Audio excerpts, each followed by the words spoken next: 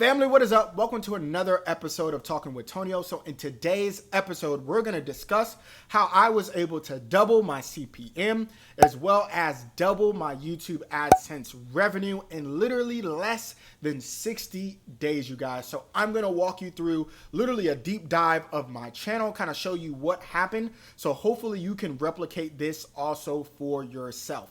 Now, I do want to let you guys know I am offering one-on-one YouTube masterclasses. So if you ever wanted to work with me one-on-one, or if you ever needed help with your YouTube channel, this is not a course or anything like that. You can literally talk to me. I can look at your analytics and all that good stuff. So definitely do not hesitate and wait because space is limited. So make sure that you hit the link in the description below if you would like my help. But without further ado, let's get into the video. So before I get into showing you my analytics, I do want to give you guys some information on what CPM means, what RPM means, and overall what affects your CPM, because I think knowing this information will definitely help you once I get into the analytics section. So the CPM on your channel just stands for cost per mil, and that is what advertisers are willing to pay YouTube to advertise on your channel. Now, RPM is revenue per mil, and that is your cut of the CPM on your channel. So typically that's going to be around 50%. So whenever you see a CPM of 50, normally your RPM is around $25, okay? And what affects your CPM are a multitude of things, but what I found had the biggest weight is number one, your content. Your content, you guys, is so important. And it really varies depending on what niche you're in. Niches that have lower CPM typically are family channels, gaming channels, vlogs.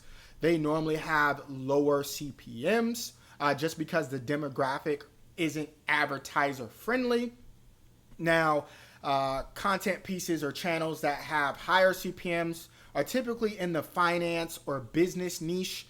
Because I'm in marketing and entrepreneurship and social media, that's why my niche and CPM is higher than a lot of people's. So business, again, real estate, stuff like that, that's in the money making niche, they see higher CPMs. So if you just want higher CPMs, you definitely need to be making those type of content pieces and be in that niche.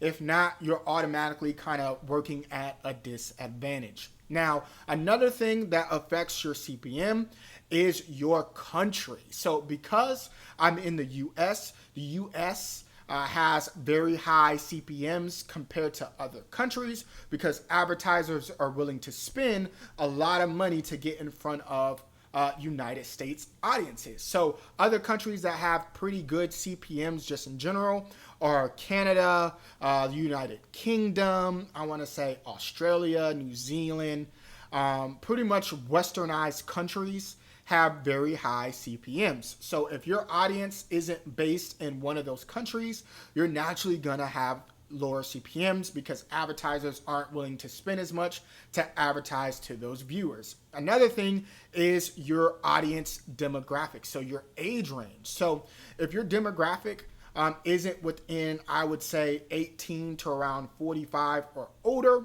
advertisers aren't going to be willing to spend as much money. So if you have more of a child audience, most advertisers aren't going to be willing to spend. So those are the things that I found affect your CPM the most. Now, there are other things, but those are some of the main things, three of the main things that I think affect your CPM the most. Okay, now that we got that out the way, let's get into the analytics. And as always, I got my handy dandy laptop. A lot of people ask me about my red case that I have for my MacBook Pro, so I'm going to link that in the description if I can find it. I did get it from Amazon. It might be 10, 20 bucks, so if you guys want to check it out, it is for the MacBook Pro, okay? But I have my laptop open, and so let's get into it, okay? So I am showing over the last 28 days. So over the last 28 days, my CPM has been $38.17. My RPM, which is the real number that we care about, is $21.84. And as you see here, it does show my last 6 months. So January was a very, very decent month for me. So that was $167. February, 103. March, 120. And then I really seen the double of my CPM, which April was 200. This last May was close to 250. So I wanted to look at what happened in February versus what happened in April and May that helped me double my CPM and double my revenue. So let's take a look at it because I want to show you guys, because I think it's very, very impactful, so you guys can again implement, you know, my strategy and what I did. Now, to be fair, at the time, I was just creating content, but that's why it's always good to look back at your analytics to really take a deep dive and see what you did, what is working, and so you can replicate that for the future. So let's go to custom. We're going to go to February.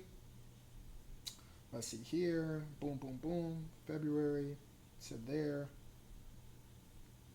And then we're going to do video, second, estimated revenue. So this is really, really good, you guys, to check out. So as you can see, this pretty much does a breakdown of what your highest earning videos were.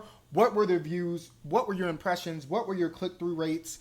All that good stuff. So I'm telling you, if you're not an analytics nerd, definitely be one, because this really shows you what traffic sources are bringing in, what videos are bringing in the most revenue for your channel. So if you're noticing these type of videos are bringing in the most revenue, you want to create more of those type of videos, you guys.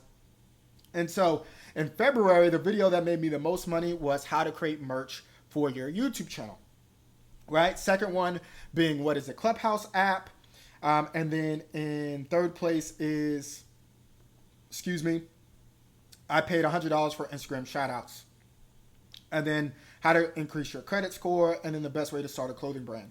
So these 1, 2, 3, 4, 5 were the best videos for me, okay? And as you can see, the views really fluctuate, you guys. So just because, you know, one video is getting the most views doesn't mean it's gonna get the most revenue. Because as you can see here, my How to Start a Clothing Brand in 2021 pretty much got the most views, but it's 5th in revenue, okay? And so I got less views with the merch, how to create merch for your YouTube channel, but that got, you know what I mean, $22 worth versus, you know, this best way to start a clothing brand, you know, had 3,000 views or almost 4,000 views, but only made me $8. So again, our views aren't created equal because it is based on your content, okay? So that was February. And so now let's go to a better month. Let's go to May. Oh, no, let's do April. Let's do April. So in April, you can see here where I doubled my revenue was from my biggest gross was how to market your clothing brand to $10,000 a month in 2021. That video made me $41, okay, with only 1,200 views, right? Which is crazy. And then the best way to start a clothing brand got 2,000 views. Now the CPM is higher because my average view duration went up. For whatever reason, people just watched that video more. So they watched it more, which means they got more ads. They saw more ads in that video, right? Same thing with how to start a clothing brand. People are watching 5 minutes worth of that video, so they're getting more ads. So this is what you definitely want to see, is that videos with higher view durations, people are seeing more ads, which again will get you more revenue. So creating valuable content, you guys, is so important, because if people aren't watching your videos, they're not seeing your ads, okay? So again, topic matters, but content matters as well, and how many ads they see matter. So going over your analytics is so important, you guys. Third being increase your credit. That's up there. YouTube merch made me $23. How to start a mobile business.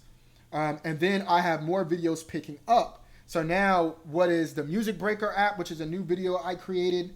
So creating more content, getting more just standard views on just more content. As you can see, I'm just getting more and more views on my channel, which is just generating more revenue.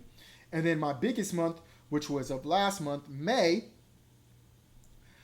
look here, just this one video alone, how to market your clothing brand, because I got more views on it and still my average view duration is the same, generated over or close to $100. Okay. And so this is really what I want you to take away from this section, is that creating content that you know will do well. Now, I do use TubeBuddy to do like my keyword research and all that stuff. But listen, you guys, really looking at your analytics, really understanding what people are wanting, understanding what my audience needs. And I saw that, hey, the best way to start a clothing brand was doing well. I saw how to create, YouTube merch was doing well. So I was like, okay, well, if people are looking at how to start a clothing brand, they're probably wanting to know, how to market their clothing brand as well. So all my content is starting to revolve around each other, which is really, really good, you guys. So the main thing that I want you to take away from this and from this section is, for one, know your content, create good content, make content in the business niche and finance niche, and then look at your analytics, see what videos are doing well, and make complementary videos to those. And that's what's happening here, because the people that are watching the best way to start a clothing brand video are then going to how to create merch, or how to market your clothing brand. So they're all working hand in hand. And this video is being picked up in search and through browse features. So it's just making me more and more money. So I hope that this was very valuable. If you guys have any questions, please let me know in the comments down below. I really hope that this was helpful. So thank you so much for watching. Until next time, be easy.